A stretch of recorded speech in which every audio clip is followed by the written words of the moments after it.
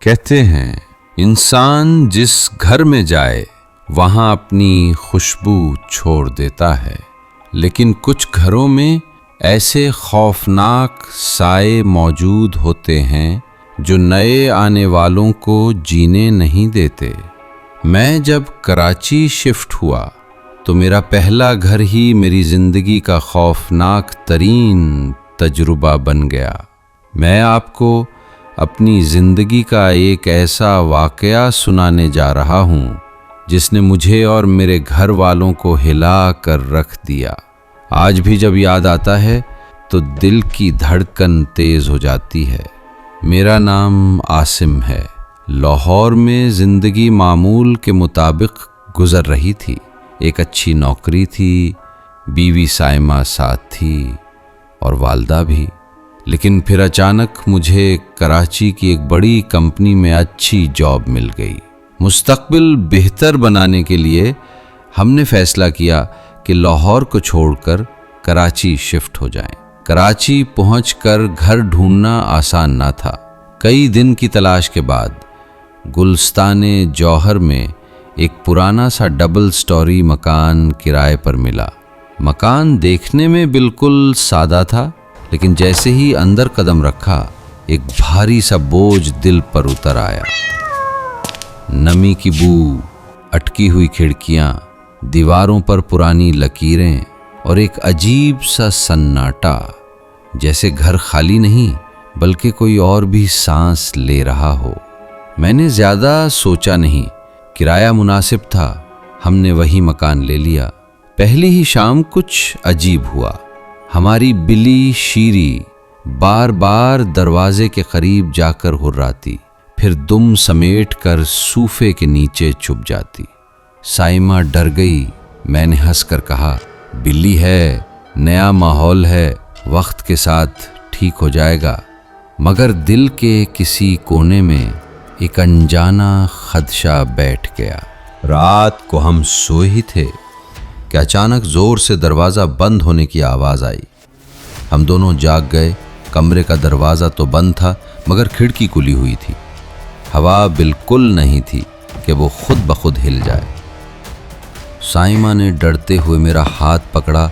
मैंने कहा शायद वहम है, मगर इसी लम्हे ऊपर से कदमों की भारी आहट सुनाई दी, जैसे कोई आहिस्ता आहिस्ता सीढ़ियों से नीचे उतर रहा हो। मैंने लाइट जलाई। सीढ़ियाँ खाली थीं। मैंने खुद को बहला लिया कि शायद दिमाग का खेल है। अगली सुबह साइमा किचन में गई तो बर्तन ज़मीन पर बिखरे पड़े थे। रात को सब कुछ तरतीब से रखा था। शीरी किचन के एक कोने पर पंजे मार रही थी और बार बार चीख रही थी। अम्मी ने कहा, बेटा ये बिल्लियाँ चीज़ें देख लेती हैं जो हमें नहीं देखती। साइमा का रंग उड़ गया। वक्त गुजरता गया और ये सब हमारे मामूल का हिस्सा बनता गया। दरवाजे खुद ब खुद खुल जाते, खिड़कियाँ धड़ाम से बंद होती, किचन का नल अचानक चल पड़ता। मगर सबसे खौफनाक वो आहटें थीं जो रात गए सीढ़ियों से नीचे आती, कभी ड्राइंग रूम में रुक जाती, कभी किचन के पास। अब अम्मी ने भी सुन लिया था। वो सख्त लहजे में बोले, ये घर ठीक नहीं है आसिम, ये किसी और का है, हमें यहाँ से जाना होगा। साइमा का हाल बुरा था। दिन भर खौफ में रहती और रात को आंखें बंद करने से डरती। शीरी अक्सर बेड के नीचे छुप जाती और उसकी आंखें सुर्ख हो जाती। एक रात मैं लैपटॉप पर काम कर रहा था कि अचानक महसूस हुआ जैसे आईने में कोई खड़ा है। मैंने नज़र दौड़ाई तो एक औरत का अक्स दिखाई दिया। पलटा तो कमरा खाली था। दिल की धड़कन तेज़ हो गई। फिर एक दिन साइमा ने खुद अपनी आँखों से वो सब देखा जिसने हमारे वजूद को हिला कर रख दिया। रात को पानी पीने के लिए वो उठी। कमरा नीम तारीक था। उसने देखा कि कोने में एक सियाह रंगत वाली औरत खड़ी है। कद लंबा, बाल बिखरे, आंखें दहकते अंगारों की तरह। سائمہ کے قدم جیسے زمین میں دھس گئے، وہ پلک جھپکتے ہی غائب ہو گئی۔ سائمہ خوف سے کانپتی ہوئی میرے پاس آئی۔ میں نے کہا شاید وہم ہے، لیکن اس بار یہ وہم نہ تھا۔ آہستہ آہستہ حالات ناقابل برداشت ہوتے گئے۔ راتوں کو دروازے خود بخود کھلنے لگے، کھڑکیاں ٹوٹنے کے انداز میں بجتی رہیں، اور سیڑھیوں کی بھاری آہٹ پورے گھر کو گونج دیتی۔ کبھی کبھی عجیب سی کراہنے کی آواز بھی آتی۔ سائمہ اب سوتی ہی نہیں تھی۔ بلی کی حالت اور بھی عجیب تھی۔ وہ بار بار کسی خالی دیوار کو گھور کر چیختی۔ آخر کار ہم نے فیصلہ کیا کہ صبح مکان چھوڑ دیں گے، لیکن وہ رات، اس گھر میں وہ آخری رات ہماری زندگی کا سب سے ہولناک لمحہ تھی۔ رات کے 2 بجے کا وقت تھا۔ ہر طرف سناٹا، جیسے ساری دنیا سو چکی ہو۔ باہر کہیں دور کتے بھونک رہے تھے، مگر ہمارے کمرے کے اندر ایسی خاموشی تھی جو خوف میں لپٹی ہوئی لگتی تھی۔ میں گہری نیند میں تھا، مگر سائمہ کی آنکھ اچانک کھل گئی۔ اس نے پہلا منظر یہی دیکھا کہ ہماری پالتو بلی شیری بیڈ کے نیچے سمٹی ہوئی ہے۔ اس کا بدن کانپ رہا تھا، آنکھیں سرخ انگاروں کی طرح چمک رہی تھیں۔ سائمہ نے دل ہی دل میں دعا پڑھی اور پانی کی بوتل کی طرف ہاتھ بڑھایا، لیکن پھر اس کی نظریں کمرے کے بیچوں بیچ جا ٹھہریں اور اس کا دل حلق میں اٹک گیا۔ وہاں وہی عورت کھڑی تھی، کالی سیاہ رنگت والی۔ اس کی جسامت اتنی لمبی کہ چھت سے ٹکرانے کو تھی۔ اس کے بال لمبے اور الجھے ہوئے کندھوں پر بکھرے تھے، چہرہ اتنا سیاہ جیسے کوئلے سے بنا ہو، اور آنکھیں ایسی جیسے دہکتی آگ کی لو۔ سائمہ کے ہاتھ میں پکڑی بوتل زمین پر گر گئی، مگر آواز جیسے دب گئی ہو، کمرے کے اندر گونجی ہی نہیں۔ عورت نے آہستہ آہستہ گردن موڑی اور سیدھی سائمہ کی طرف دیکھنے لگی۔ اس کی آنکھوں میں ایسی وحشت تھی کہ جیسے وہ سائمہ کو نگل جائے گی۔ پھر وہ حرکت کرنے لگی، قدم ایسے جیسے لوہے کے کسی بھاری وزن کو گھسیٹ رہی ہو۔ کمرے میں ہر آواز گونج رہی تھی۔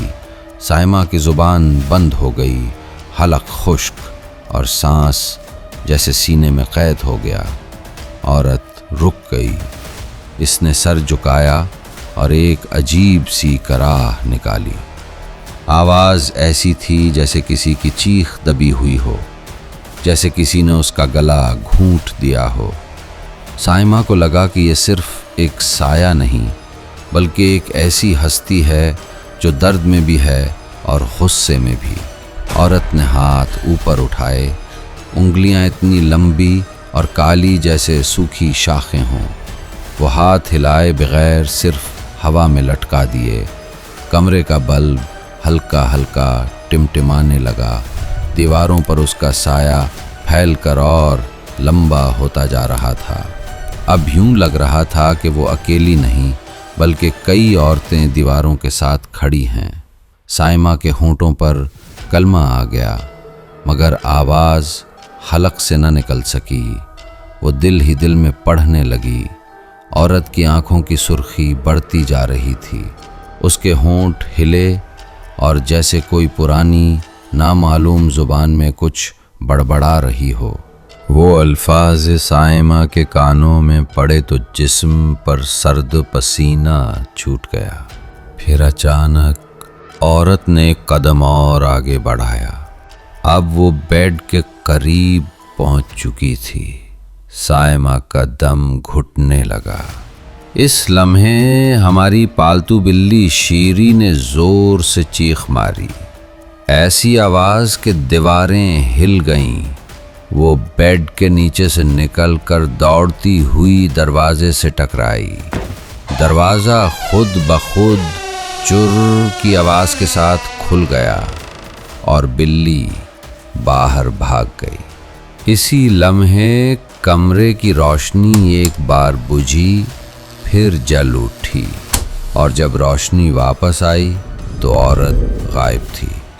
بس کمرے میں ایک جلنے کی بو رہ گئی تھی، جیسے کوئی پرانا کوئلہ سلگ رہا ہو۔ صائمہ لرزتے ہوئے میرے پاس آئی اور مجھے جھنجھوڑا۔ میری آنکھ کھلی تو وہ ہانپ رہی تھی، آنسو بہہ رہے تھے۔ اس کی زبان پر بار بار ایک ہی جملہ تھا، میں نے اپنی آنکھوں سے دیکھا ہے، وہ یہاں تھی، وہ یہاں تھی۔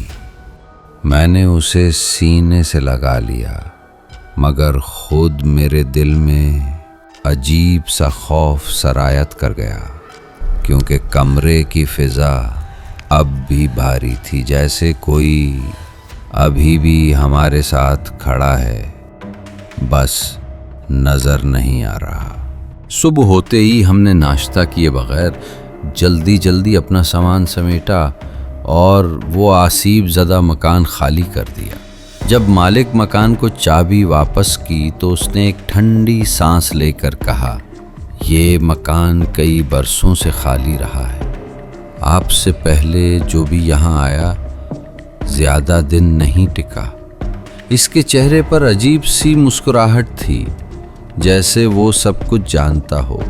اس دن کے بعد ہم نے وہ مکان دوبارہ نہیں دیکھا، لیکن آج بھی جب کبھی رات کو کھڑکی خود بخود ہلتی ہے یا سیڑھیوں پر بھاری قدموں کی آہٹ سنائی دیتی ہے تو مجھے لگتا ہے کہ وہ عورت ابھی بھی زندہ ہے، شاید اس مکان میں یا شاید ہمارے تعاقب میں۔ ناظرین، امید ہے آپ کو آج کی انمول ہارر اسٹوری پسند آئی ہوگی۔ اگر پسند آئی ہے تو ویڈیو کو لائک کر کے چینل انمول ہارر کو سبسکرائب بھی کر لیں۔ آپ اپنی رائے کا اظہار کامنٹس میں لازمی کیجیے گا۔ اگلی ویڈیو میں پھر ملاقات ہوگی، تب تک کے لیے گڈ بائے۔